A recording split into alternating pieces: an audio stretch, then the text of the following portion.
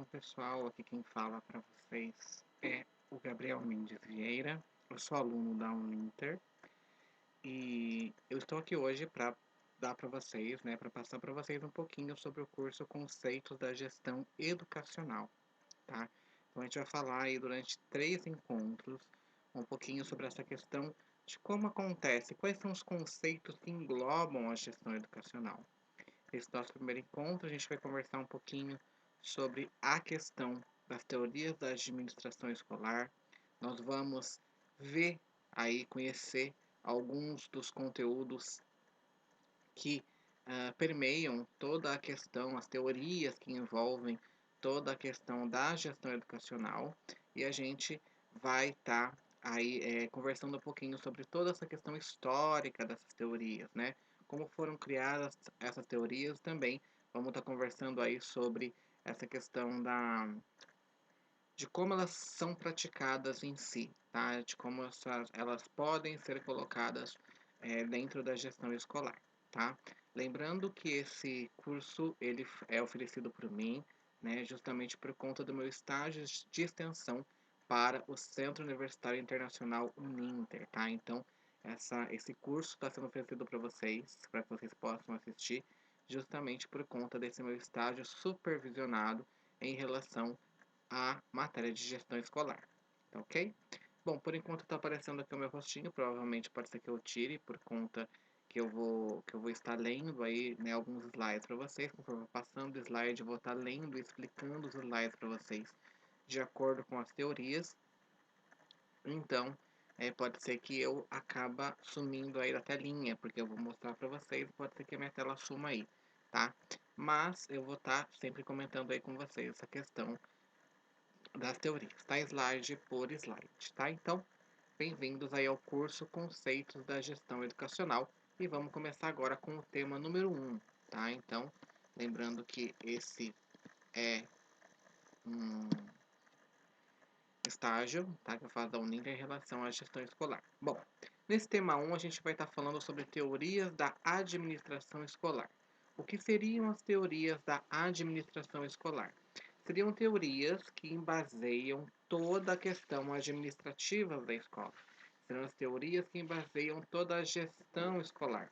Lembrando que essas teorias elas são baseadas inicialmente na questão mesmo da gestão em si, da administração de empresas em si, mas vale lembrar que tanto a administração de empresas como a administração escolar, elas estão interligadas, visto que vários conceitos da administração de empresas podem ser utilizadas também na administração escolar, tá? Então, o sistema 1 vai nos dar um leque, vai nos abrir um leque geral de quais são as teorias que envolvem essa questão da administração escolar, tá? E vamos começar aí com os nossos slides então. Bom, primeiro ponto aí. Você sabe o que é um paradigma, né? Então a gente vai começar a falar um pouquinho sobre paradigmas. Isso vai ser importante para a gente poder entender a linha de raciocínio que esse curso de hoje vai nos mostrar, tá? Então o que seria um paradigma? Segundo Kahn, né, ele afirmou aí que paradigmas são realizações reconhecidas durante algum tempo por uma comunidade científica específica, proporcionando os fundamentos para sua prática posterior. Então, resumindo, o que são os paradigmas, né? Paradigmas são aquelas teorias que estão baseadas conforme determinado momento histórico e depois, né, elas vão sendo modificadas, vão sendo mudadas. Então, vou dar um exemplo para vocês. A gente tem um paradigma, né, hoje, vamos falar um pouquinho do paradigma da educação. Vamos falar sobre a escola nova, a escola novista. Eles tinham uma ideia de educação livre, né, uma educação livre até demais, digamos assim, né. Então, esse paradigma, ele foi, sim, muito usual no momento da década em que ele foi utilizado, né, naquele determinado momento histórico, ele valeu, sim, tá, para essa questão nesse momento histórico. Porém, o que acontece?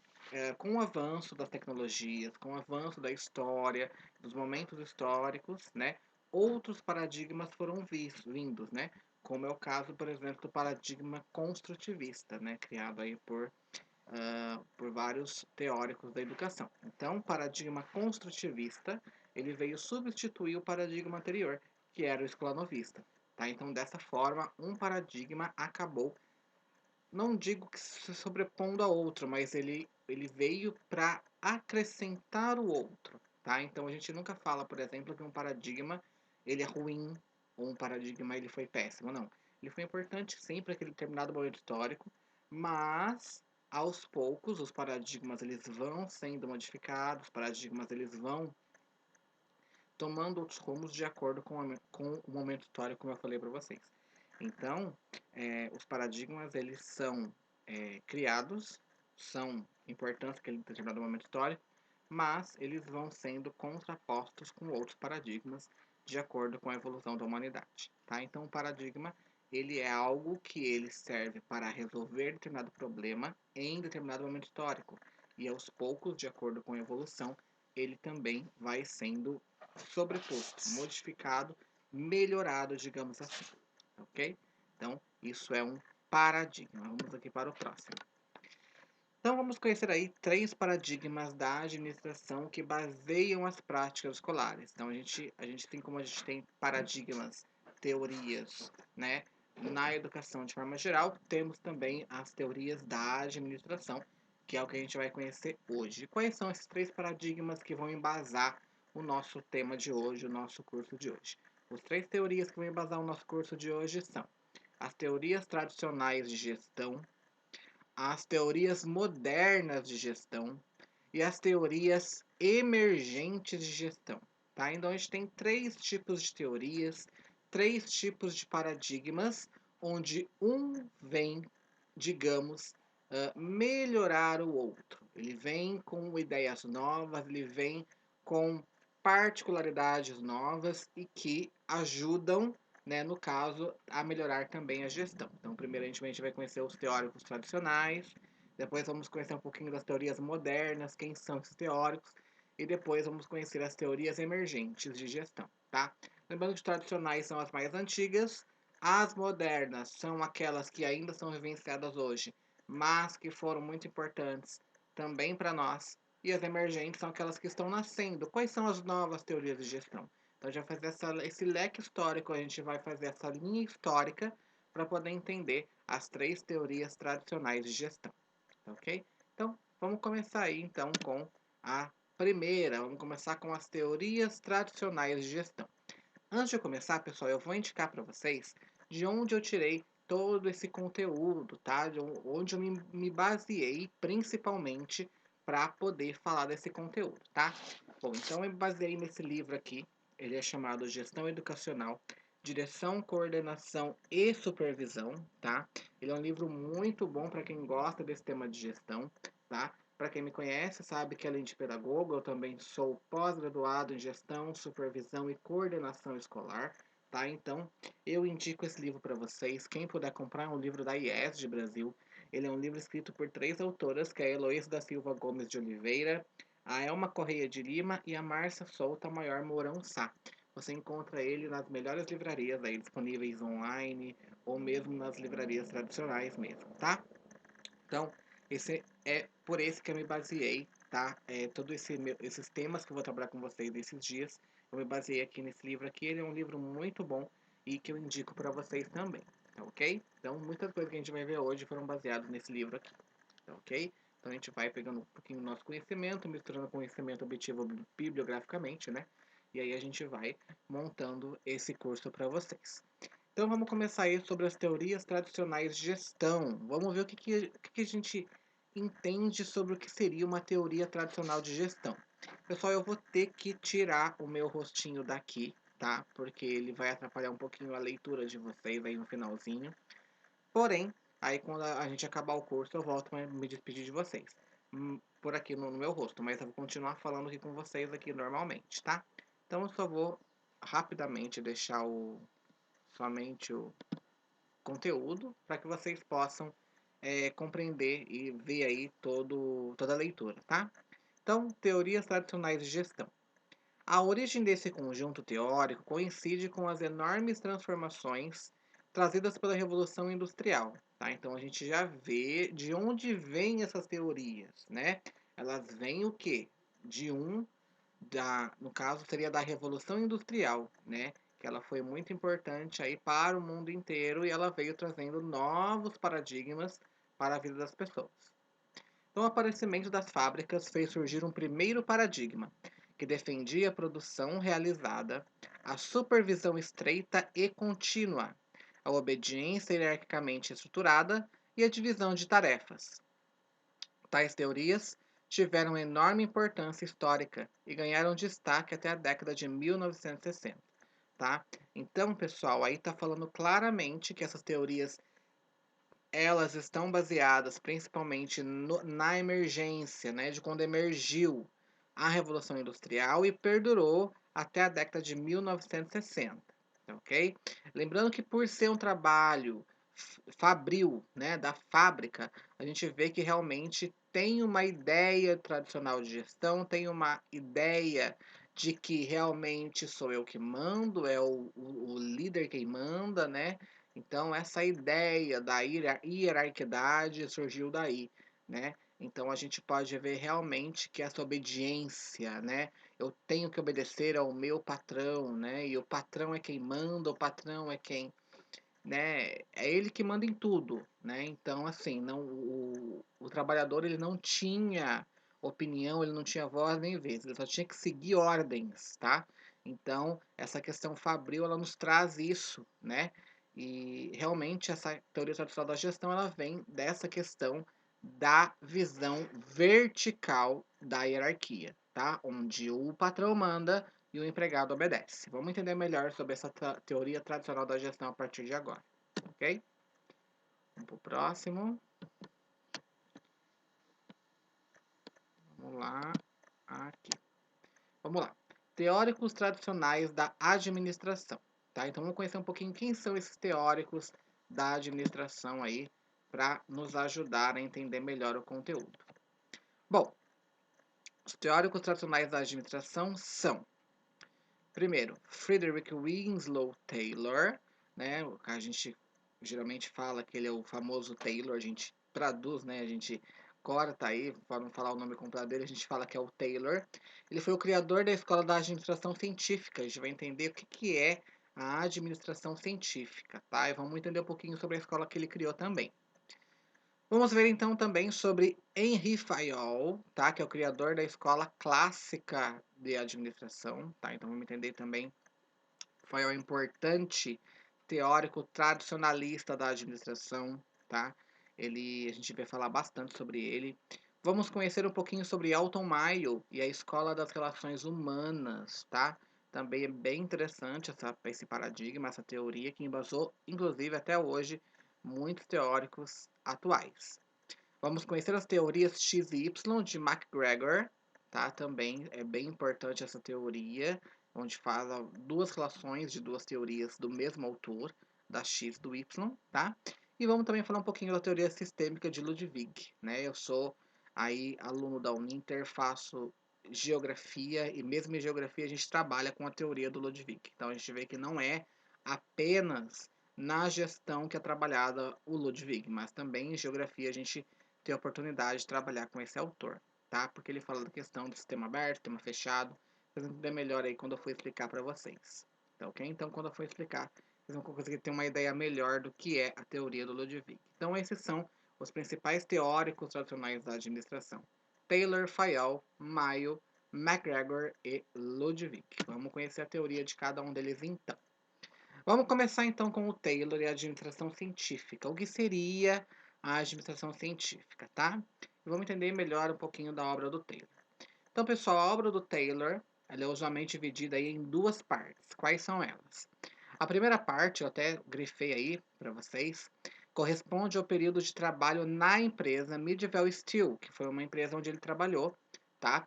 Com estudos sobre a racionalização do trabalho dos operários, por meio do estudo de tempos e movimentos. Então, primeiro, tá? O Taylor, ele trabalhando nessa empresa, a Midwell Steel, ele pôde, né, estudar como acontece a racionalização do trabalho, né? Como os empregados pensam, como acontece o dia a dia na fábrica Então ele estuda os tempos e os movimentos de uma fábrica, tá? E ele também analisava aí detalhadamente as tarefas dos operários, né? Como eles trabalhavam, né? Decompondo-as nos menores movimentos e processos, aperfeiçoando-as e racionalizando-as, tá? Então, ele sempre fez uma análise profunda das tarefas dos empregados e de quanto tempo eles levavam para realizar determinada tarefa, tá? A segunda parte dessa teoria da administração científica, ela corresponde à publicação de uma obra clássica chamada Princípios de Administração Científica, onde ele afirmava que a racionalização do trabalho, né, operário, ele devia ser acompanhado de uma reestruturação geral da empresa, tá? De acordo com os princípios por ele propostos. Então, primeiro vem o estudo, para depois vir a teoria, tá? Onde ele publicou essa obra Princípios da Administração Científica, tá? Aí do ano de 1911, ou seja, ele é bem antiga essa teoria dele, né? Como a gente pode perceber aí. Então, a gente consegue entender que primeiro veio o estudo para depois vir a teoria, tá? Então, aí ele propõe aí através dessa teoria dos princípios de administração científica, né? Ele consegue falar um pouquinho, ele consegue deixar claro um pouquinho, né? Sobre qual é a sua opinião e qual a teoria que ele criou em si, tá ok? Vamos para a próxima. Vamos ver aí que a gente tem algumas críticas de Taylor às empresas. Como ele analisou as empresas, tá? Eu acho que eu vou dividir a tela com vocês para vocês poderem me ver também, tá? Aí, gente, agora tá melhor. Como que o Taylor, ele dividiu essas empresas? Ele criticou essas empresas, tá? O que ele criticou aí nessas empresas? A vadiagem sistêmica dos trabalhadores, ou seja, ele achava que os trabalhadores eles ficavam aí à toa, tá? Então ele criticava essa questão dos trabalhadores em si, né, na questão das empresas, de como elas viam os trabalhadores. Taylor também criticava o desconhecimento pela gerência das rotinas do trabalho desenvolvido. Então ele também tinha essa crítica aí do desconhecimento pela gerência das rotinas do trabalho. A gerência ela não conhecia o trabalho dos operários, então ele também fez uma crítica forte a isso. Uma outra crítica que Taylor faz às empresas é a falta de uniformidade das técnicas e também dos métodos de trabalho. Ele acha que eles não seguem uma linha específica, eles não é uniforme o trabalho, né? Muito pelo contrário, ele acha que eles trabalham de diversas formas e acaba prejudicando a empresa também, tá? Então aí são três tipos de críticas que o Taylor ele faz às empresas. E a partir dessas críticas, ele propõe a teoria dele com a publicação do livro que eu citei para vocês também, que foi a segunda parte da teoria dele, tá? Continuando aí, deixa eu abaixar aqui para a gente poder continuar. Vamos lá. Ai, por que tá difícil de eu ver, pessoal? Só um minutinho ali que o negócio tá complicadinho aqui de ver. Só um minutinho. Aí agora a gente vai aqui. Pronto. Então aqui o Taylor criticou as empresas, como eu falei, e vamos continuar falando um pouquinho da administração científica, tá? Como ocorre essa administração científica, tá? Eu saí de novo do negócio, né, gente? Tá difícil a gente continuar aqui, é que eu tô sem o mouse, aí fica complicada a minha situação. Só um minutinho, gente, até eu arrumar isso aqui. E como eu tô trabalhando com isso aqui primeiro, eu nunca trabalhei com isso daqui, então a gente vai ter que... Primeira vez que eu trabalho com isso, agora a gente voltou. Que eu trabalho com isso no computador, então nunca trabalhei assim dessa forma no computador. Então a gente vai pegando o jeito aí aos poucos. Voltando aí, vamos falar da administração científica, tá? Então, pessoal, a improvisação ela dá origem ao planejamento e o empirismo à ciência. Essa é a ideia dele. A improvisação ela dá origem ao planejamento. Então, eu improvisando, eu vou estar planejando, né? Eu tendo essa ideia, né, mais reflexiva, mais crítica, eu vou estar dando origem à ciência também. Esse seria o empirismo. O objetivo dessa forma de administração seria contemplar a identidade de interesses entre patrão e empregado, o máximo de prosperidade, conjugado o baixo custo da produção, desejado pelo empregador aos altos salários que o anseiam os empregados, tá? Então, qual que é a ideia dos dois, tá? Bom, vamos começar aí. Ele queria fazer aí, ele queria contemplar a identidade dos dois. Ele não queria deixar ninguém de fora. Então, a ideia do Taylor era justamente que eu preciso contemplar aquilo que o meu empregado quer e eu preciso contemplar aquilo que o patrão ele quer, tá? Então, eu quero investir no interesse dos dois para ter o máximo de prosperidade possível, né? Sempre focando no que? Tá dizendo bem claro aí, deixa eu mostrar para vocês o baixo custo da produção, tá? Então ele sempre queria deixar bem claro o baixo custo da produção. Quem que pensa em baixo custo? O empregador, o patrão. E o que o empregado quer? Usar os salários. Ele queria fazer uma ideia, o quê? De pagar bem os funcionários, mas ao mesmo tempo dar um baixo custo de gastos. Como que a gente faz isso? Vamos entender melhor aqui.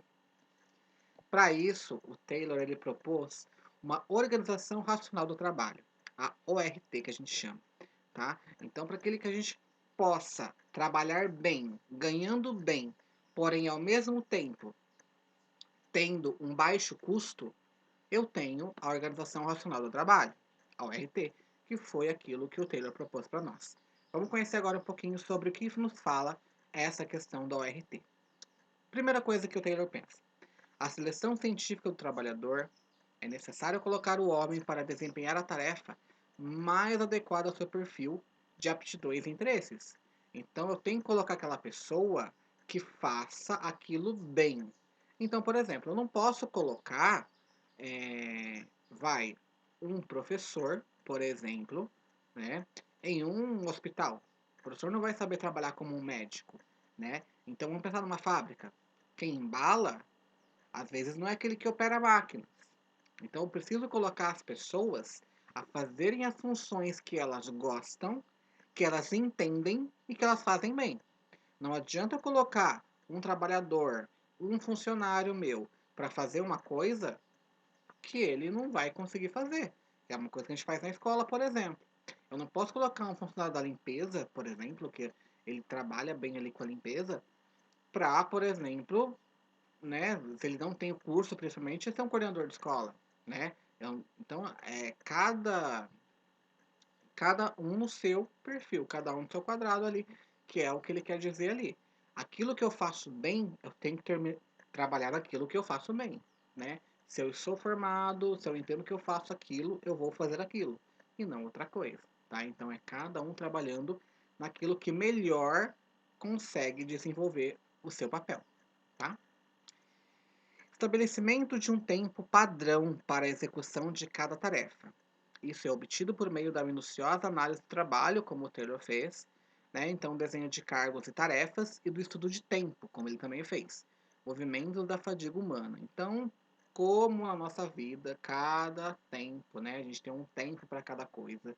Com a ORT também não é diferente. No trabalho, a gente também deve ter um tempo para cada coisa, né? Então, tenho meu tempo, sim, de trabalho, tenho meu tempo da alimentação, da refeição, tenho meu tempo para voltar a trabalhar. Então, é o tempo de entrada, o tempo de saída. Então, é ter um estudo de tempo minuciosamente calculado para que possa ser é, colocado aí na empresa ou na escola, no caso, como a gente está falando da gestão escolar. Plano de incentivos salariais. A remuneração do trabalhador deve ser compatível com sua produção, estabelecendo-se prêmios por produção. Então, o que mais chama a atenção de um trabalhador? Obviamente, o salário. Se eu não sou bem remunerado, se eu não tenho um bom salário, obviamente eu não vou querer trabalhar bem, né? Isso é fato, é do ser humano, né? Qualquer um faria isso. Então, a gente tem um plano de incentivo salarial, a gente conseguir ter, né, uma remuneração boa, isso atrai o funcionário. Então a gente trabalhar com um plano, né, todo estruturado, ter um bom salário, pagar um bom salário, isso com certeza faz toda a diferença, né? Ele pensa nesse pagar um bom salário também, como eu falei para vocês, reduzindo o custo ao mesmo tempo, tá? Então vamos seguir aí. Continuando, vamos continuar falando sobre a Organização Racional do Trabalho, a ORT, né? Ele fala também do estabelecimento de boas condições físicas de trabalho, né? Então a gente tem um bom salário, né? Trabalhamos aquilo que gostamos, né? Então isso influi diretamente na produtividade, na eficiência. em virtude do bem-estar físico e da diminuição da fadiga do trabalhador. Então, o Taylor ele não pensa apenas no empregador, ele pensa também no empregado, né? Então, a gente tem que ter o quê? Boas condições de trabalho para não chegar à exaustão e dessa forma a gente também não ser prejudicado nem a empresa e muito menos o trabalhador, ok?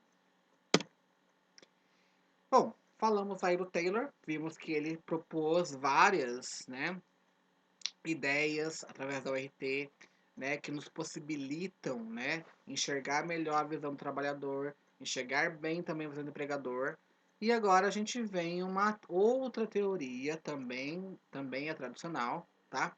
Dessa vez defendidas por Fayol, tá?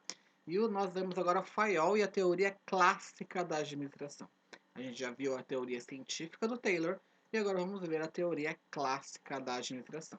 Como nós vimos, a teoria do Taylor pode ser aplicada sim em uma escola, tá? Claramente, dando bons, no caso. A remuneração, muitas vezes, em escola pública não tem como a gente mudar, né? Mas a questão de bons ambientes de trabalho, colocar as pessoas a fazerem aquilo que elas fazem bem, por exemplo, em projetos. A gente tem, às vezes, projetos de língua portuguesa. Eu posso colocar um professor de português para fazer determinado projeto, eu não vou colocar um professor de matemática para fazer um projeto de português. Então, saber onde cada um se encaixa, né? A gente poder oferecer boas oportunidades de trabalho para essas pessoas também são formas de trabalhar, no caso, a teoria do Taylor em uma administração escolar, tá?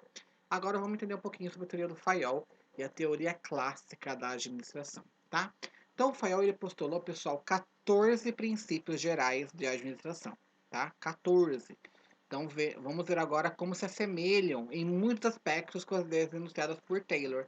Lembrando que o Taylor ele defendia empregador e empregado, só que sempre trabalhando o quê? A racionalização do trabalho. Vamos ver agora como o Fayol vai nos falar sobre isso. O que o Fayol vai nos falar sobre isso? Então, vamos conhecer agora os 14 princípios gerais da administração defendidos aí por Fayol. O primeiro ele já fala de cara, divisão do trabalho, né? Ou seja, a especialização das tarefas das pessoas conduz a maior eficiência e ao aumento da produtividade. Novamente eu falo para vocês, trabalhar naquilo que eu gosto, trabalhar naquilo que eu sei fazer. Não é simplesmente jogar uma pessoa para trabalhar aquilo que ela não sabe. É trabalhar aquilo que eu sei fazer, trabalhar naquilo que eu gosto de fazer. Se eu me especializei para trabalhar nisso, eu vou trabalhar nisso, né? Então, essa é a ideia, trabalhar naquilo que você gosta. E o Fayol, Taylor já vinha falando isso, Fayol só vem complementar. Trabalhar naquilo que gosta. Isso é o ponto fundamental para qualquer trabalho, né? Trabalhar naquilo que gosta e aquilo que sabe fazer. Porque se a gente gosta daquilo, obviamente a gente vai se aprofundar e saber fazer aquilo, né? Então, de forma geral, é trabalhar naquilo que você gosta, tá? Segundo ponto do princípio geral da administração aí do Fayol, autoridade e responsabilidade. O direito de dar ordens e ser obedecido. Autoridade, no caso do patrão, né? Pertence aos supervisores. Enquanto a obrigação de obedecer compete aos trabalhadores, de escalões hierarquicamente inferiores. Existe uma reciprocidade, pois quanto maior a autoridade, maior a responsabilidade. Tá? Então ele deixa bem claro também, assim como o Taylor, que o patrão é quem manda, empregado obedece. Né? Então ele deixa claro isso daí, mas é claro que não é só obedecer. O trabalhador tem que ter os seus direitos preservados também. Isso vem desde a teoria do Taylor. Tá? Então, o empregado manda e empregador manda e empregado obedece. Tá? Então, essa ideia também se relaciona aí com a ideia do Taylor e Fayol, se relacionam também ao mesmos pontos aí. 3. Disciplina. Ele fala bem claro a autoria tradicional, então eles trabalham bem com o negócio tradicional, a hierarquia é muito importante, como eu falei para vocês. Então a disciplina entra um ponto fundamental aí também. Existe necessidade da existência de normas de conduta e de trabalho, válidas para todos os trabalhadores que devem ser obedecidas, para que a empresa não mergulhe no caos. Então, disciplina, obedecer. Se o meu empregador mandou fazer aquilo, eu vou fazer aquilo, tá? Então, aí também ele deixa bem claro a teoria tradicional da administração, tá? Então, por isso que ele está aí, disciplina, negócio rígido, negócio bem né? Obedecer, principalmente, tá? Disciplina, manter o foco do que você está fazendo. 4. Unidade de comando. É necessário que o trabalhador receba ordens de uma autoridade única, evitando a existência de contra-ordens. Então, se eu trabalho numa empresa, se eu trabalho numa escola, eu vou obedecer às ordens de quem? Do diretor, certo? Então, eu não vou receber ordem de um outro professor, não vou receber ordem de secretaria, não. Se eu estou ali trabalhando numa escola, se eu sou professor, eu vou receber ordem do diretor. É você ter uma pessoa que manda, né? Uma pessoa única que manda, não várias pessoas que mandam. Porque dessa forma a empresa ela vai o quê? Se desestabilizar. Mesma coisa que acontece na escola, né? Então a gente tem que obedecer a quem? A nossa hierarquia maior. Dependendo de como for, dependendo de como for o ponto, o coordenador tá ali, ele que manda, então vamos obedecer a ele. O diretor tá ali, ele que manda, vamos obedecer a ele. Então obedecer a uma pessoa que manda de maneira maior, a não ser que tenha os delegados, né? Mas o FAIOL ele deixa bem claro que o certo é ter uma única pessoa que comanda, para que ele possa ser o líder e o norte para toda a equipe que está trabalhando aí, de empregados. 5. Unidade de direção. Deve haver a aplicação de um plano único para cada grupo de atividades com os mesmos objetivos. Então, cada grupo deve fazer aquele plano, para que assim todos trabalhem uniformemente, cada um no seu campo, e formem um trabalho em conjunto, porém cada um no seu. Ele não fala muito trabalho em grupo, tá? Lembrando novamente que FAIOL também é relacionado à tradicional da administração. Ele não é nem moderno nem emergente. Ele é tradicional, então ele tem aquelas ideias de hierarquia também. Trabalho uniformizado, trabalho único, como a gente viu, por exemplo, não sei se alguém já viu, mas aquela do Charlie Chaplin, né? Que ele fala tempos modernos, que ele trabalha na fábrica ali exaustivamente. Essas algumas ideias, tá? Relacionadas aí ao Fayol e ao Taylor, embora eles também defendam, né, a não só boa conduta, mas também boa condições de trabalho aos empregados, tá? 6. Prevalência dos interesses gerais. Deve haver a subordinação dos interesses individuais aos interesses coletivos. Então eu tenho que aquilo que eu penso, aquilo que é do meu interesse pessoal, eu devo deixar de lado e prevalecer aquilo que a empresa manda, tá? Então não é aquilo que eu penso, é aquilo que a empresa pensa, tá? Então ele deixa isso bem claro, porque a empresa é o coletivo e eu sou o único trabalhador. Então deixa bem claro que é deixar a minha ideia de lado, deixar aquilo que eu penso de lado e seguir aquilo que a empresa pensa, tá? Então, como eu falei, o empregador ele está ali para empregar, ele tem uma disciplina, ele deve trabalhar bem sim, mas deve seguir rigidamente as ordens da empresa e do patrão, tá? Na 7, ele nos diz que é uma remuneração de pessoal, que deve ser justa, para garantir a satisfação dos empregados e da organização, tá? Então, novamente, assim como a gente falou do Taylor, falamos também do Fayol, ele bate na tecla de empregador tem que receber salário justo, tá? Isso não acontece ainda hoje, mas tanto Taylor como Fayol batem na tecla. O trabalhador deve obedecer ao empregador? Sim, porém ele deve ter um salário justo e boas condições de trabalho. Isso é defendido pelos dois desde tempos remotos, lá desde 1911, tá? E lembrando que isso aí é mais ou menos na década de 60. Então todo esse tempo eles vêm debatendo boas condições de trabalho e bons salários dos trabalhadores. Embora eles devam obedecer ao empregado de maneira rígida, empregador de maneira rígida, os empregados eles devem sim receber bons salários e ao mesmo tempo eles devem ter boas condições de trabalho. Número 8. Centralização. Deve haver a concentração da autoridade nas funções mais elevadas da organização. Como eu falei, a gente já tinha comentado, né, ele pensa nessa ideia de centralidade do poder. Um manda, o restante obedece. 9. Cadeia escalar ou hierarquia. A linha de autoridade deve estabelecer-se do nível mais alto ao mais baixo da estrutura hierárquica. Tá? Então a gente imagina agora como se fosse um triângulo.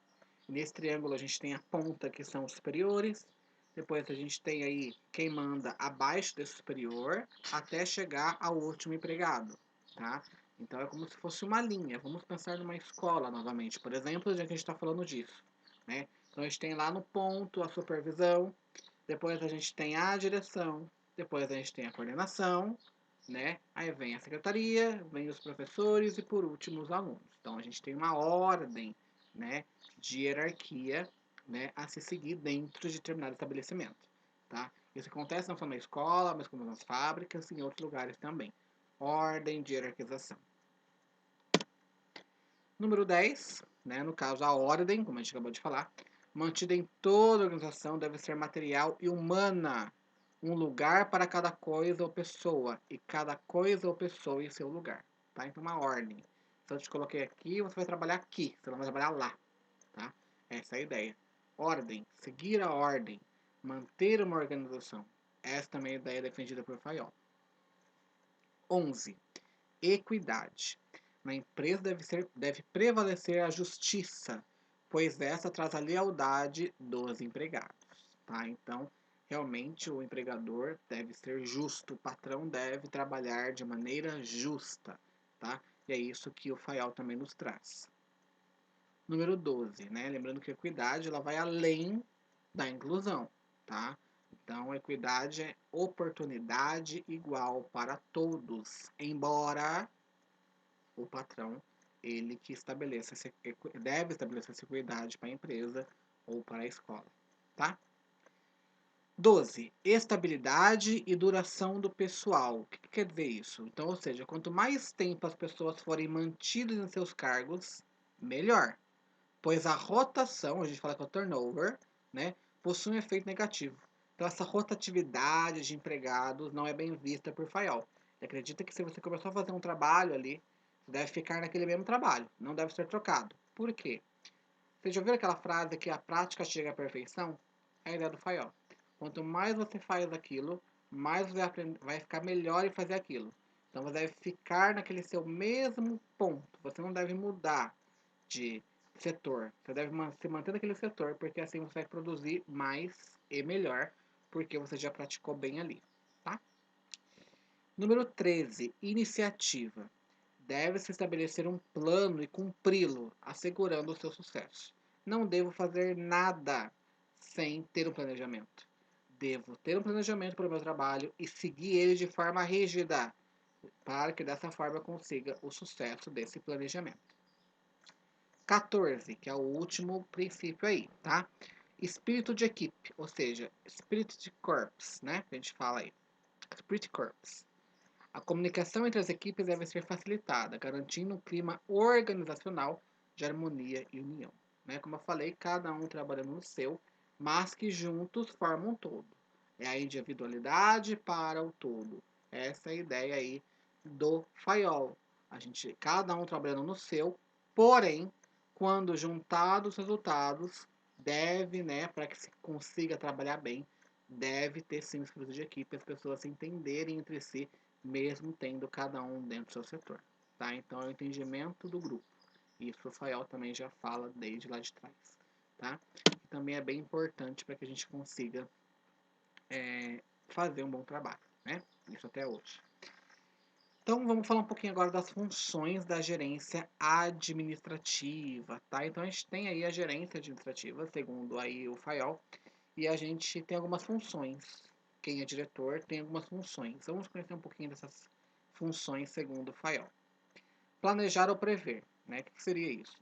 Estabelecer objetivos e as formas de construção dos mesmos, visualizando o futuro e traçando os programas de ação, tá? Então, planejamento é eu realmente prever aquilo que eu vou fazer, prever as minhas ações para que depois eu possa realizá-las. Organizar, ou seja, coordenar todos os recursos da organização em função dos objetivos definidos. Não é trabalhar de maneira desregulada, não. É você ter uma organização do seu trabalho, né? Saber aquilo que eu estou gastando, saber aquilo que eu estou comprando, né? Então é ter uma forma de organização até mesmo dos recursos financeiros, né? E materiais e pessoais também. Entra nessa questão da organização. Comandar, né? Deve saber, a função da gerência também é comandar, que é fazer com que as pessoas executem as tarefas que lhes são atribuídas, respeitando a hierarquia existente. Então, se eu estou em um cargo, eu devo fazer a pessoa trabalhar de acordo com aquilo que me foi posto. Então, se foi me mandado fazer aquela pessoa trabalhar daquela forma, eu tenho que fazer aquela pessoa trabalhar daquela forma. É isso que o FAIOL nos fala, tá? É saber comandar. Coordenar. Articulação de atitudes e esforços de toda a organização, tendo em vista os objetivos traçados, tá? Então, você saber realmente coordenar e articular aí as atitudes e os esforços de todo o pessoal, tá? Tendo em vista principalmente os objetivos traçados lá no planejamento. Controlar, que são estabelecer padrões e medidas de desempenho que permitam verificar que tudo ocorra de acordo com as regras estabelecidas e com as ordens dadas. Então, planejamento, organização, comando, coordenação e controle são funções, né, da gerência administrativa. A gente tem mais funções que eu vou estar passando para vocês também, tá? Mas essas 5 funções são as mais importantes, digamos assim, tá? Planejar, organizar, comandar, coordenar e controlar. Palavras bem tradicionais mesmo, que são vistas aí por Fayol. Continuando. Muito bem. Falamos aí das funções, né? Da gerência escolar, né? E agora a gente vai aqui para Elton Maio e a Escola de Relações Humanas, né? Vamos entender um pouquinho o que o Maio nos fala aí das relações humanas. A gente já viu a teoria lá científica do Taylor, já vimos agora a teoria do Fayol, né, que é a teoria clássica da administração. E agora a gente vai entender um pouquinho como acontece, qual é a ideia das relações, da Escola das Relações Humanas de Elton Maio, tá? Prestem bastante atenção aí. Ao tentar determinar a relação existente entre a intensidade da iluminação e da eficiência dos operários com a produtividade, Elton Maio desmentiu alguns pressupostos da administração científica, citada por Taylor, e estudou as relações entre a organização informal dos operários e a organização formal da fábrica. Tá? Então ele conseguiu ver essa ideia informal de operários e formativa da fábrica, formal da fábrica, né? No caso, as conclusões do experimento definiram os princípios da chamada Escola de Relações Humanas da Administração. Então, ele também estudou, né, a questão de trabalhador e empregador para que ele possa aí lançar uma teoria, no caso, a teoria dele de relações humanas. Esse paradigma ele veio para acrescentar, tá, muitas das coisas e quebrar muitas ideias de Taylor, tá, que tinha sobre a questão da administração escolar, é o mesmo escolar que eu falo, mas de forma geral de empresas, né? E também ele veio também para suprir aí algumas ideias de Fayol. Vamos entender um pouquinho melhor a ideia do Elton Maio, tá? Então a gente vê que os paradigmas eles já vão evoluindo aos poucos. Bom, então assim como Fayol, né? Maio também tem princípios. Vamos ver quais são os princípios aí da Escola de Relações Humanas de Elton Maio, tá? Então, primeiro aí, olha só. Nível de produção como resultante da integração social. O nível de competência e eficiência do trabalhador é estabelecido pela capacidade social do trabalhador, e não pela sua capacidade de executar movimentos eficientes dentro de um tempo previamente estabelecido. O homem não age individualmente, mas integrado socialmente ao grupo de trabalho, e isso amplia sua disposição para o mesmo, ou seja, trabalho em grupo. Ele defende o trabalho em equipe, tá? A teoria clássica, ela não percebeu que não são os trabalhadores que definem sua capacidade máxima, como falei, cada um trabalha no seu de produção, mas os grupos com os quais ele estabelece a interação. Então, desvios de comportamento do indivíduo provocam retaliações simbólicas por parte do grupo a qual faz parte. Então, é o trabalho em grupo, não é o trabalho individual. Então, Maia veio quebrar essa ideia de trabalho individual e colocar e dizer que o trabalho em grupo é sim muito importante. Não cada um fazendo o seu, mas é trabalhando em conjunto, da mesma forma, tá? 2. Recompensas e sanções sociais. Novamente, vamos trabalhar a questão do salário também, como pode ser colocado aí. Então, as pessoas são avaliadas pelos grupos de que participam, né? Então, trabalha bastante a questão de relações humanas, de grupos, por isso Por isso teoria, relações humanas, que trabalha bastante com grupos, né? E de acordo com as normas que o próprio grupo cria para si. Então as pessoas são avaliadas não por um supervisor, não uma pessoa que manda. Não, as pessoas são avaliadas pelo próprio grupo de trabalho, tá? É isso que ele defende. São consideradas boas companheiras e colegas se seu comportamento se ajusta a essas normas e padrões de comportamento. Então, se eu sigo direitinho aquele grupo, se eu me dou bem com aquele grupo, eu vou me mandar naquele grupo. Se eu não consigo trabalhar bem com aquele grupo, obviamente eu vou ter uma avaliação inferior, né? E são avaliadas como más se seu comportamento transgride tais normas e padrões definidas pelo grupo. Embora essas recompensas sejam simbólicas e não materiais, tá? No caso, né, influenciam fortemente a motivação e a felicidade do trabalhador. Qual que é a recompensa? É trabalhar bem. Né? Se eu tenho um bom grupo, se eu trabalho bem com aquele grupo, eu vou trabalhar bem. E não vou estar aí transgredindo nenhuma regra dele, sendo prejudicado ou prejudicando o próprio grupo. 3. Grupos informais. Vamos entender um pouquinho melhor sobre grupos informais. Então a empresa passou a ser concebida aí como uma organização social composta por grupos sociais informais, como a gente tinha falado aqui, tá? Cuja estrutura nem sempre coincide com a organização formal da empresa. Então eu tenho meu grupo informal ali, meu grupo de trabalhadores, de amigos, né? E aquilo virou uma organização social dentro da empresa, né? Um grupo de amigos que é amigos, mas que acabou trazendo essa amizade para dentro da empresa ali, tá? Acabou virando um grupo formal, né? E esses grupos informais constituem a organização humana da empresa, né? Muitas vezes em contraposição à organização formal estabelecida pela direção. Então, muitas vezes eu posso me dar bem num grupo mais informal, que é um grupo de amigos, do que o grupo que eu trabalho na empresa, né? E pode acontecer, né? Isso pode acontecer, até hoje acontece. Né? Então, essa questão dos grupos informais é questão de amizade dentro de uma empresa, e que tem até hoje, né?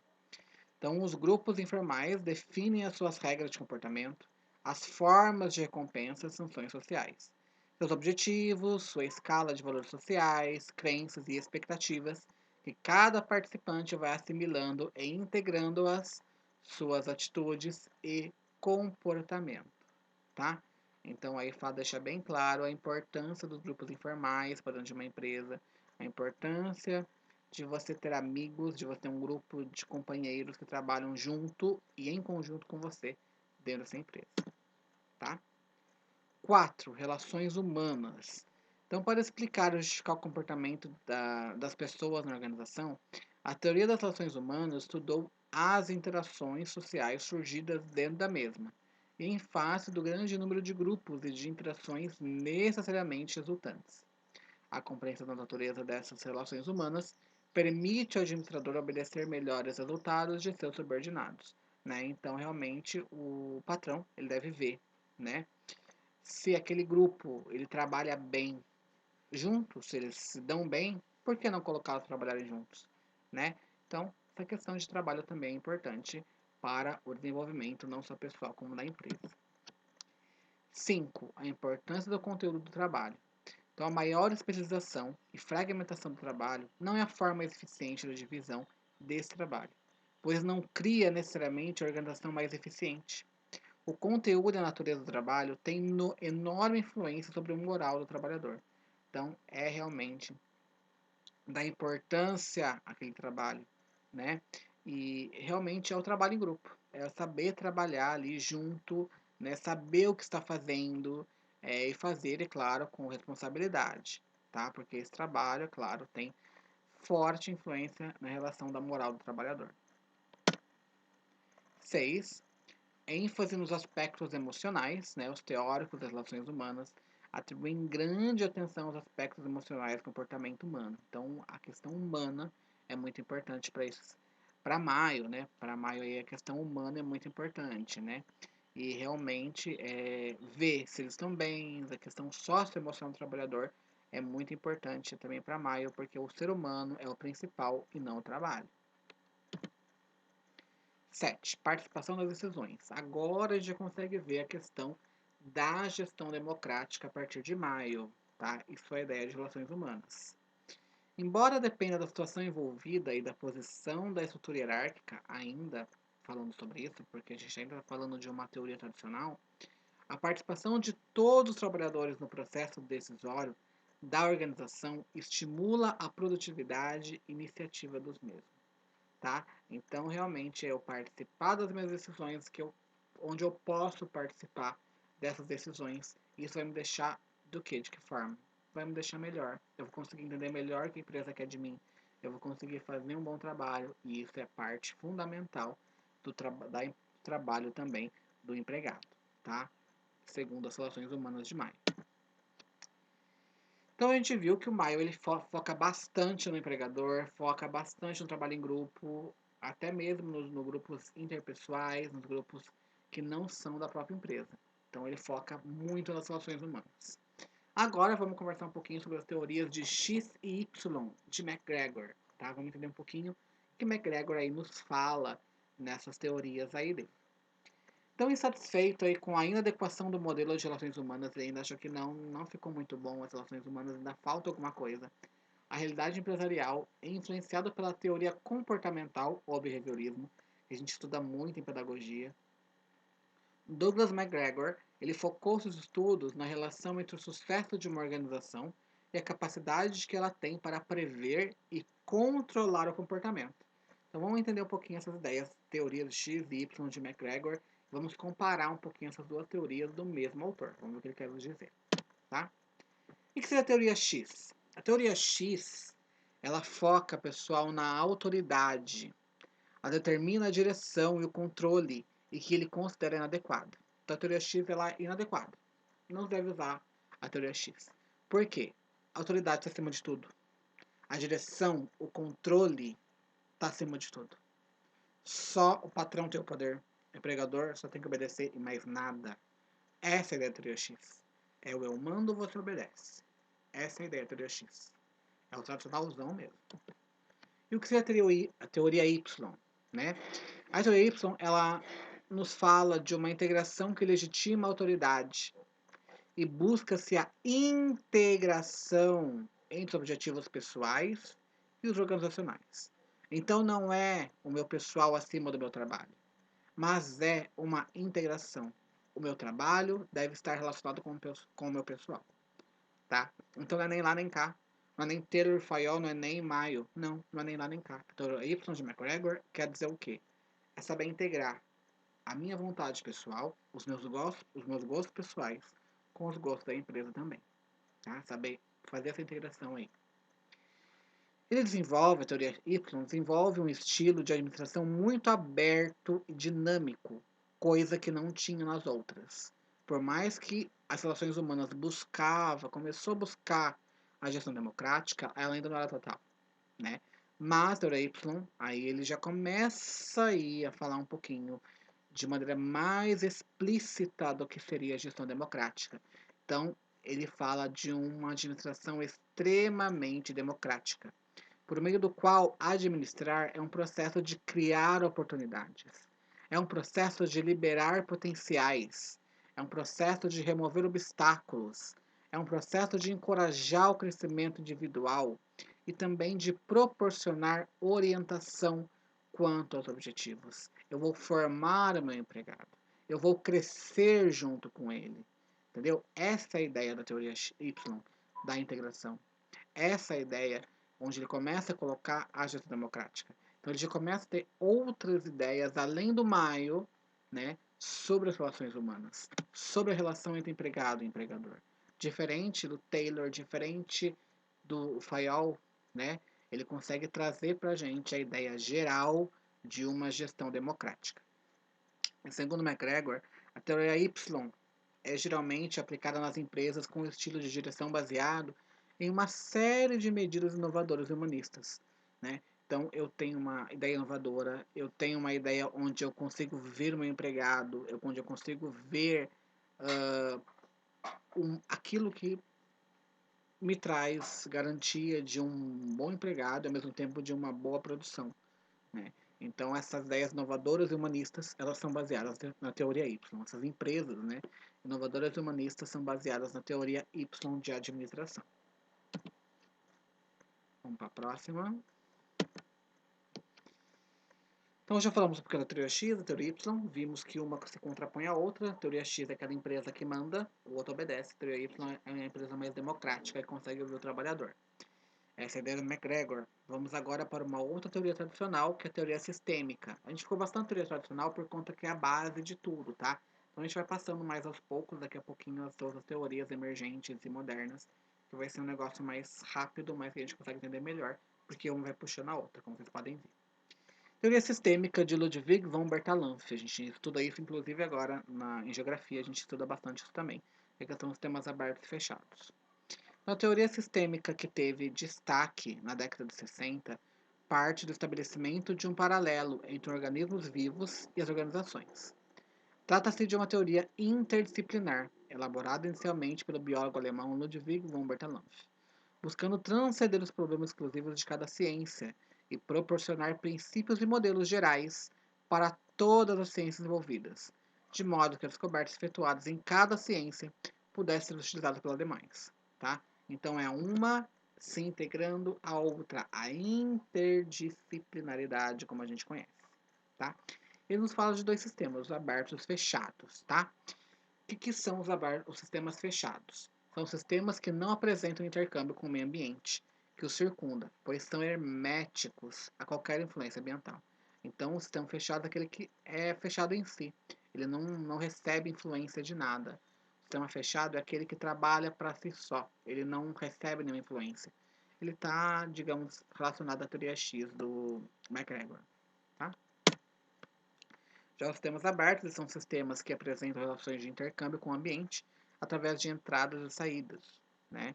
Então, esses sistemas abertos, eles possuem entradas, tem o input que a gente fala e, né, eu falo input, né, que é a entrada, e também temos a saída, né? Então, a gente fala essa questão dos sistemas abertos, são aqueles que o ambiente ele consegue interferir na empresa, mas não é interferir de maneira ruim, interferir de maneira boa, é fazer um intercâmbio com aquilo, com o ambiente em que eu vivo, né? Fazer um intercâmbio do ambiente em que eu vivo com aquela empresa que eu tenho, tá? Então, fazer um intercâmbio entre ambiente e trabalho, isso também é importante no sistema aberto, tá? E o que a teoria sistêmica nos trouxe de novo? Eu tenho duas teorias, né? Dois sistemas, sistema fechado que não liga para a ideia do que o ambiente nos traz, sistema aberto que nos traz o intercâmbio entre ambiente e trabalho. Vamos ver aqui agora o que a teoria sistêmica nos traz de novo, tá? A teoria sistêmica baseia-se no conceito de homem funcional. O que é homem funcional? Aquele que desempenha um papel dentro das organizações, relacionando-se com os demais indivíduos com um sistema aberto. Então, se eu trabalho em uma empresa, eu tenho um sistema aberto, porque eu estou relacionando-me com outras pessoas, eu estou tendo funcionalidade. Eu sou um homem funcional. Tá? Então, a perspectiva sistêmica trouxe uma nova maneira de ver as coisas, não somente em termos de abrangência, mas principalmente quanto ao enfoque do todo e das partes. Tá? No caso do dentro, né, e do fora, do total e da especificação, da integração interna e da adaptação externa, da eficiência e da eficácia. Então, esta visão gestáltica, né, e global das coisas privilegia a totalidade e as suas partes componentes, sem desprezar o que chamamos de emergente sistêmico, as propriedades do todo que não apresenta nenhuma de suas partes. Então, a gente falou o quê? A gente falou da ideia do Fayol, né, do trabalho individual, é do individual para o coletivo. A teoria sistêmica não. É do coletivo para o individual, englobando a todos. A ideia dos sistemas é justamente englobar a todos. É isso que Bertalanffy nos fala da globalização, do trabalho de forma geral, do trabalho do todo, ouvir o todo, trabalhar com o todo, não de forma individualista. Tá? Também contrapondo-se a ideia de Taylor, de Fayol, tá? E vindo o quê?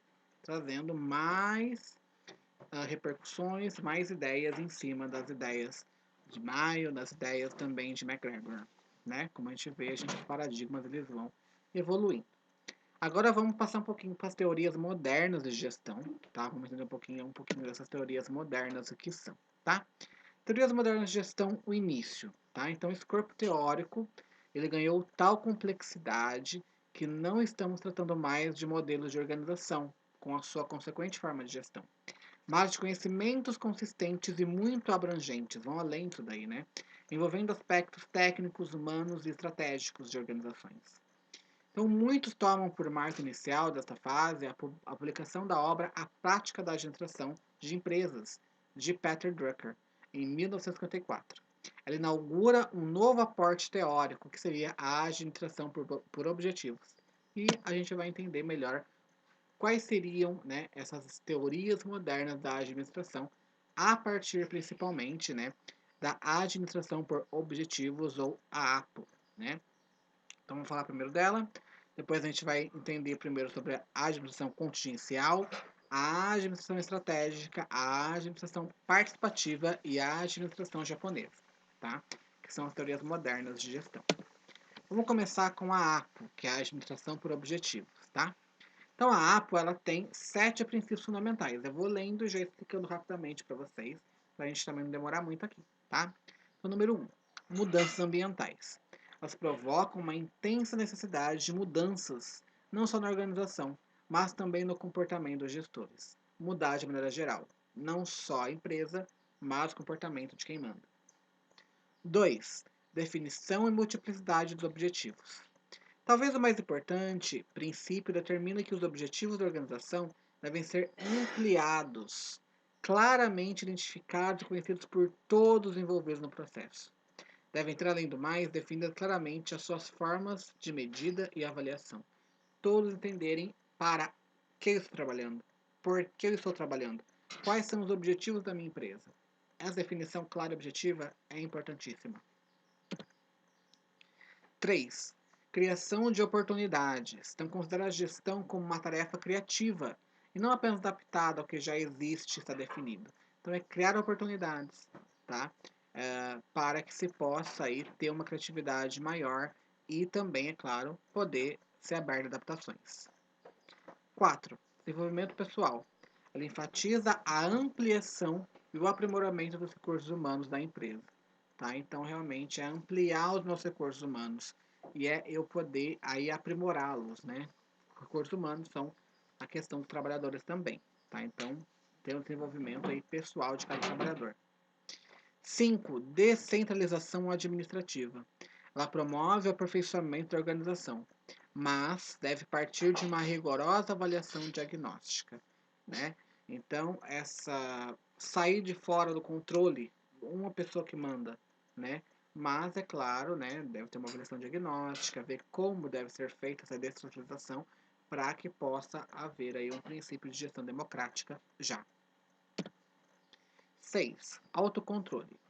Um dos maiores benefícios da administração por objetivos foi o fato de ela ter permitido substituir a administração através da dominação pela administração através do autocontrole. Tá? Então é deixar a dominação de lado para ter o autocontrole. Eu saber controlar de maneira que não seja uma obrigação, uma dominação, mas é saber realmente autocontrolar os meus próprios atitudes, aquilo que realmente eu faço no meu trabalho. 7. Autoridade e liderança. A gerência não é o único grupo de liderança, pois deve ser descentralizada. Já vemos aí novamente a questão da gestão democrática, onde não é um que manda, outro obedece. Essa direção em V, ela se tornou em vertical, ela se tornou numa descentralização, ou seja, numa organização horizontal, onde eu consigo aí ver o meu empregado de maneira que ele também possa me ver, tá? Essa ideia não é só um quem manda, o outro que obedece, mas é realmente ter uma descentralização do poder, tá? Então, a administração contingencial, o que nos fala disso daí? Ela surgiu como um aprofundamento dos estudos sobre a teoria sistêmica lá do Bertalanffy, que a gente leu aqui agora há pouco. A palavra contingência significa algo incerto ou eventual, o que pode suceder ou não. A abordagem contingencial enfatiza que não é possível atingir a eficácia organizacional seguindo um único e exclusivo modelo organizacional, ou seja, não existe uma única forma para alcançar os objetivos altamente variados das organizações, inseridas em um ambiente também altamente variado. Então, são várias formas que eu posso utilizar dentro da minha empresa, né? Eu posso utilizar de várias ferramentas para alcançar diversos objetivos, ok? É isso que não fala a administração contingencial. A mais notável contribuição da abordagem contingencial, ela consiste em verificar as variáveis que produzem maior impacto sobre a organização, como o ambiente e a tecnologia, para então predizer as diferenças produzidas na estrutura e no funcionamento das organizações. É analisar as minhas variáveis. O que eu tenho aqui que eu posso modificar? O que eu tenho que eu posso utilizar para crescer? Observar essas variáveis e saber trabalhar com essas variáveis. Tá? Então, essa abordagem ela marca uma nova etapa no estudo da administração das organizações, assumindo uma abordagem eclética, comparando as demais teorias administrativas existentes à luz dessas variáveis, como eu falei para vocês, aplicando os diversos princípios em cada situação específica da organização. É saber como utilizar as variáveis para que eu possa utilizá-las ao meu favor e ao favor da empresa. Tá? Então, utilizá-las de maneira boa, as variáveis, saber que elas podem me ajudar aqui ou não, dependendo da variável que eu tenho ali disponível. Tá? Então, algumas dessas variáveis são, vamos conhecer algumas dessas variáveis aí. No primeiro A, né? Relativas ao ambiente geral, ou seja, o macroambiente. Um ambiente genérico e comum a todas as organizações. O que seriam as variáveis gerais? As condições tecnológicas, todas as empresas têm hoje em dia. As condições econômicas, ou seja, financeiras. As condições políticas, a política que fala que é a questão política da empresarial, não é a política partidária, é a questão onde a minha moral entra dentro disso, né? A ética também pode entrar dentro daí. As condições legais, que falam questões da legislação, questão de leis. As condições demográficas, ou seja, o ambiente ao qual a minha escola ou o meu local de empresa está inserido. As condições ecológicas, que são as condições do meio ambiente, né, na natureza. E as condições culturais, a cultura na qual eu estou ali fazendo parte. A minha empresa está inserida, ou a minha escola está inserida. É realmente as variáveis locais, né, de onde nós trabalhamos. Ok? Então essas são as variáveis aí que nós temos. Vamos agora para a administração estratégica, tá? Que também é uma teoria moderna de gestão. Então, a administração estratégica é um processo contínuo e interativo, voltado para a manutenção da organização como um todo, integrada apropriadamente ao seu ambiente. Ela envolve a realização de uma análise do ambiente, o estabelecimento de diretrizes organizacionais, a formulação de estratégias organizacionais, a implementação das mesmas e a aplicação do controle estratégico. Tá? Então, o que é a administração estratégica? O próprio nome já fala, é você ter uma estratégia. Você tem um planejamento, você sabe que o planejamento ele é aberto, ou seja, ele pode ter modificações, mas é você ter um plano, ter um objetivo, e você trabalhar com esse objetivo desde o início do seu planejamento. É você ter estratégia para fazer a sua empresa crescer, tá? Ou a sua escola crescer, tá? Por isso que a gente fala da administração estratégica. E como eu estava falando, o planejamento estratégico de uma organização, ela envolve 9 etapas. Quais são as 9 etapas da administração estratégica segundo essa teoria da administração estratégica? Então, a gente tem aí a definição dos objetivos, como eu falei para vocês. Primeiro de tudo, é eu definir meu objetivo, é saber aonde eu quero chegar. 2. Identificação dos objetivos das estratégias atuais. Quais são os objetivos que eu tenho? O que eu quero fazer? O que eu quero mudar? Aonde eu quero chegar? Né? Identificar isso daí. 3. Analisar o ambiente. Onde eu estou, para onde eu vou querer ir, para onde eu estarei. 4. Análise dos recursos disponíveis. Ver o que eu posso utilizar, o que pode me ajudar, quais recursos eu tenho. 5. Identificação das oportunidades e das ameaças da organização. O que eu tenho oportunidade para crescer? E que pode estar ameaçando a minha empresa para eu não crescer. Então, fazer toda essa questão estratégica, ter uma estratégia para combater isso daí também. 6. Definição do grau de mudança necessário. Aonde eu posso mudar, até onde eu posso mudar. 7. Escolha da estratégia a ser utilizada. Qual estratégia que eu vou utilizar para a minha empresa? É essa? É essa? Qual que eu vou utilizar? De acordo com os dados que eu já tenho. Os objetivos, do ambiente. 8. Implantação da estratégia. Eu vou colocar a minha estratégia de prática. Vai dar certo? 9. Mensuração e controle de resultados obtidos. É fazer uma autoavaliação. A minha estratégia deu certo? A minha estratégia deu errado? Eu vou trabalhar com os objetivos desde o começo, como eu falei para vocês. e estrategicamente. Agora vamos para a administração participativa, que é realmente a mais falada hoje em dia, né? Que uma boa definição desse tipo de administração é dada por Maximiano, né? Então, a administração participativa é uma filosofia ou política de administração de pessoas, que valoriza a capacidade de tomar decisões e resolver problemas em conjunto. A administração participativa ela aprimora a satisfação e a motivação do trabalho, como a gente já vinha falado desde lá de trás. E a administração participativa ela contribui para o melhor desempenho e a competitividade das organizações, né?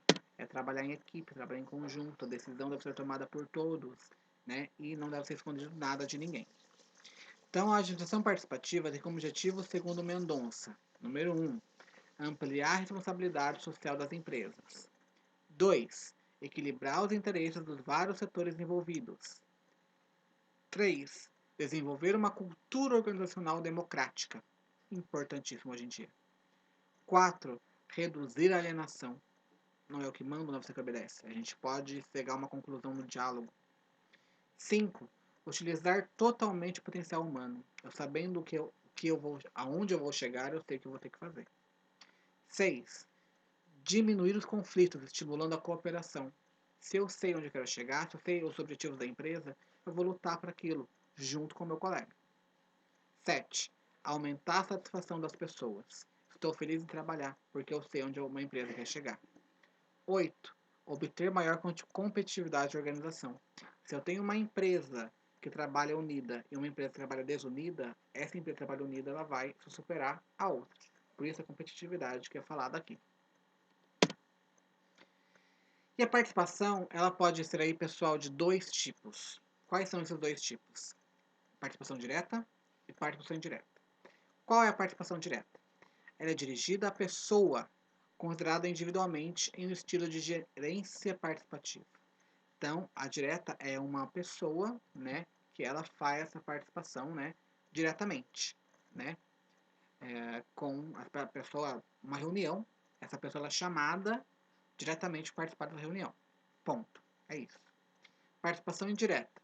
Neste caso, a participação se dá por meio de representantes escolhidos pelos trabalhadores dos diversos setores da empresa. Pode assumir várias modalidades: comitês, negociações coletivas, com cogestão até autogestão, forma plena de exercício coletivo do poder. Tá? Então, a direta é uma pessoa que incita lá, sou professor, vou participar do meu projeto pedagógico da escola. Vou lá, participei. Ou o grupo de professores vai elencar um participante, um professor, para participar desse planejamento. Pode ser feito assim também. Então, são as participações diretas ou indiretas. Direta para a pessoa, indireta a um representante do grupo de pessoas. Ok? A administração japonesa. Né? Então, a gente já viu a administração democrática, que é a participativa. Já vimos a questão da gestão estratégica. Estratégia para trabalhar. Né? Então, já vamos aí, chegamos à administração japonesa. Então, fortemente alicerçada na participação direta, ou seja, a pessoa vai ali participar, os trabalhadores. Esse modelo tomou conta do cenário da administração lá na década de 70. A preocupação com qualidade fez com que os programas e iniciativas que visavam a busca da qualidade total virassem moda. Então, eles criam uma qualidade geral, uma qualidade total ali da empresa. E muitas vezes sem o cuidado da adaptação necessária, pois haviam sido gerados em um contexto cultural bastante diferente do nosso, né? Então, a administração japonesa ela tem um contexto realmente bem diferente do nosso. Ela visa sempre a qualidade total, eles são bem mais rígidos na questão da administração, só que esse tipo de administração ela focou na participação dos empregados, e isso gerou o quê? Uma qualidade boa para as empresas japonesas também, tá? Então, são características aí da administração japonesa. A ênfase no planejamento estratégico, ou seja, eles planejam estrategicamente muito bem. A visão sistêmica, que a gente já tinha falado do Bertalanffy, nesse caso, a visão sistêmica aberta, né, dos trabalhadores, onde o ambiente influencia o meu trabalho. A supremacia do coletivo sobre os objetivos individuais, ou seja, o coletivo ele é acima do individualismo, tá? A busca intensiva da produtividade é produzir coletivamente muito bem e em grande quantidade, tá? a flexibilidade dos planos e estratégias, ou seja, eu sei que meus planos são flexíveis, eles podem ou não dar certo. O incentivo ao aprimoramento dos recursos humanos e ao trabalho em grupo, incentivar que as pessoas trabalhem juntas e unidas. A sofisticação tecnológica, ou seja, a tecnologia dentro da minha área de trabalho. A busca da padronização do trabalho, ou seja, tem um padrão de trabalho. O uso constante de mecanismos de manutenção, limpeza e arrumação do ambiente de trabalho, né? E também o estabelecimento de uma cultura organizacional de confiança e responsabilidade. Confiar e ter responsabilidade no meu trabalho, ok? Também fazem parte das teorias aí da administração japonesa. Teorias emergentes, últimas teorias da gestão aí, vamos ver, são alguns exemplos aí, que são poucos, eles estão surgindo agora, vamos entender um pouquinho sobre eles. Teorias emergentes da gestão. Trata-se de um paradigma mais recente, correspondente às duas últimas décadas, e que em alguns casos ainda se encontra mais no universo das pesquisas sobre a administração do que na prática, como a gente já conhece, da administrativa e também da tradicional, no cotidiano das empresas. Merece destaque a influência sobre ele do enorme desenvolvimento tecnológico que a gente vê hoje em dia, vivenciado pela humanidade nesse período. Costuma-se tomar como marco referencial desse paradigma a publicação, em 82, da obra O Ponto de Mutação, de Fritjof Capra, que preconizava o holismo, ou seja, a totalidade na ciência. Tá? O holismo nos fala essa totalidade aí. Quais são as teorias emergentes da administração? São a engenharia e a administração virtual. Tá? O que seria engenharia? Para Hammerchamp, reengenharia consiste em abandonar procedimentos consagrados e reexaminar o trabalho necessário para criar os produtos e serviços de uma empresa e proporcionar valor aos clientes. É o repensar fundamental e a reestruturação radical dos processos empresariais, que visam alcançar drásticas melhorias em indicadores críticos e contemporâneos de desempenho, tais como custos, qualidade, atendimento e velocidade. É você melhorar através do uso tecnológico, principalmente, a questão geral das empresas. O próprio termo reengineering significa começar de novo, mostrando que consiste em uma mudança radical, buscando resultados organizacionais visíveis e drásticos. Então, realmente é ver quais são os resultados, de maneira rápida e objetiva. Então, segundo Abreu, a reengenharia é implementada em 4 fases. Então, são 4. Primeiro, a estratégia, né? Depois, a ativação, a melhoria e a redefinição. Então, vamos começar pela estratégia. Primeiro, a elaboração do planejamento estratégico, como a gente já havia falado, da empresa, considerando as condições e os recursos existentes. Quais são as condições, quais os recursos que eu tenho, para que eu vou trabalhar. Segundo, ativação. Já vai direto para ativação. ênfase nos ganhos obtidos com a reengenharia dos processos, em termos de melhoria de qualidade, incremento de produtividade, redução dos custos. Né? Então, eu ativei a minha ideia, ativei o planejamento estratégico e vou ver aí, vou dar ênfase principalmente nos ganhos que eu obtive com aquilo que eu decidi fazer com a minha empresa. Terceiro, melhoria. É o momento de agregação de valor aos processos e aos serviços oferecidos pela empresa aos clientes, tá? Então, realmente, vou agregar valor àquilo que eu estou oferecendo aos meus clientes, seja na educação, seja na saúde, independente do ramo que for aí. Quarto, redefinição, ou seja, uma formação de novas unidades de negócios, serviços, em função da reengenharia, tá? Então, já tenho melhoria, já melhorei meu produto e agora eu vou formar aí novas unidades de negócio para que eu possa ampliar a minha empresa, tá ok? E por último, temos a administração virtual, né, que é um modelo revolucionário aí, que está ligado à verdadeira revolução da informação. Né? A gente já teve a revolução tecnológica, trouxe as TVs tradicionais, agora a gente tem a revolução da informação que traz a administração virtual, né, ocorrida nos anos 90. Então, a administração virtual ela é realizada por pessoas reais que dominam a informação em tempo real e estabelecem relacionamentos confiáveis. Requer uma preparação mais aprimorada dos trabalhadores, o entendimento de que o controle não deixa de existir, apenas muda a configuração, ela se realiza online. Esse tipo de administração virtual ela é muito trabalhada hoje em dia por conta da pandemia da Covid-19. Então, ela ganhou um destaque muito importante em 2020, por conta da pandemia, as pessoas começaram a realizar esse tipo de gestão de maneira online. Né? Então, ainda há, né, essa questão do controle, né, porém de maneira online, onde as pessoas se conduzem e participam de reuniões de maneira online. E isso, como a gente já sabe, ela veio de forma direta, assim, bem clara, assim, durante a pandemia, né? Síntese, a gente falou bastante coisa, vou fazer uma síntese para vocês aí daquilo que a gente falou, tá?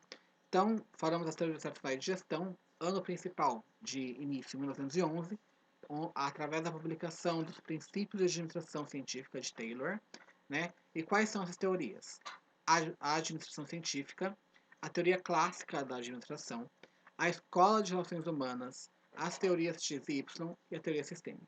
Falamos de todas elas. Depois, quais são as teorias modernas de gestão? Iniciou em 1954, através da publicação de A Prática de Administração de Empresas, de Drucker, né, de Drucker. E então nós temos aí como essas teorias a administração por objetivos, a administração contingencial, a administração estratégica, a participativa e a japonesa, tá? São as modernas, que iniciaram em 54. E em 82 iniciou uma outra teoria, que são as emergentes de gestão, através da publicação de O Ponto de Mutação, escrito por Capra. São duas, a reengenharia e também a administração virtual. Tá? Então a gente fez uma linha de pensamento, tá? Onde a gente pode entender quais são as teorias da gestão, tá? Que podem ser, sim, como a gente viu, introduzidas dentro da gestão escolar, como eu já fui colocando aqui para vocês também, tá? Fiquem as referências bibliográficas, eu vou passar para vocês, tá? Lembrando que eu utilizei bastante do livro da Heloísa Oliveira, tá aqui, tá? Para fazer essa primeira aula para vocês, tá? Então as referências bibliográficas estão presentes aí. Tudo bem? Bom, pessoal, esse foi o nosso primeiro tema de hoje. A gente terminou esse primeiro tema de hoje que falou sobre as teorias da administração escolar, tá? E o nosso segundo tema vai falar um pouquinho aí também, vai dar sequência aí a nossa aula logo em seguida, como essa, a gente vai falar um pouquinho sobre o planejamento político pedagógico e essa questão da organização escolar, né, em si, da gestão escolar, tá ok? Da organização de uma escola e do PPP, tá? Encontro vocês na próxima videoaula. Até mais, pessoal, e é isso aí. Tchau, tchau.